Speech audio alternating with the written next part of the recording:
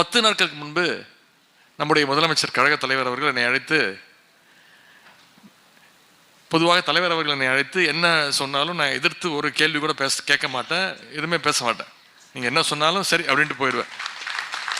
என்னை அழைத்து நவம்பர் 14ஆம் தேதி நீ ஒரு நிகழ்ச்சிக்கு செல்லணும், டெல்லி வரைக்கும் போகணும், காலைல போயிட்டு முடிந்தா நைட்டே வந்துரு அப்படின்னு சொன்னாங்க.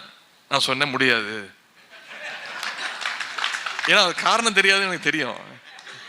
ஏன்னா அவன் இப்படி சொல்ல மாட்டானே, எடுத்து பேச ஆரம்பிச்சிட்டானா, நிறைய தொலைக்காட்சி பார்க்குறானா, வேற யாராவது ஃபாலோ பண்ணுறானா அப்படின்னு. நான் யாரையும் நீங்க கைத்தட்டி என்ன மாட்டி விட்டுறாதீங்க. பார்த்தாரு,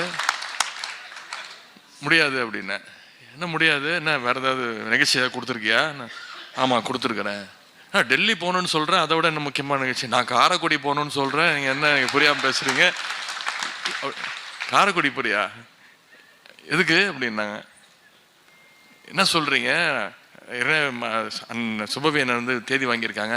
ஆமாம்மா மன்னிச்சிரு, நீ போயிட்டு வந்துரு, நான் டெல்லிக்கு வேற யாராவது அனுப்பிச்சிடுறேன் அப்படின்னு சொன்னாங்க.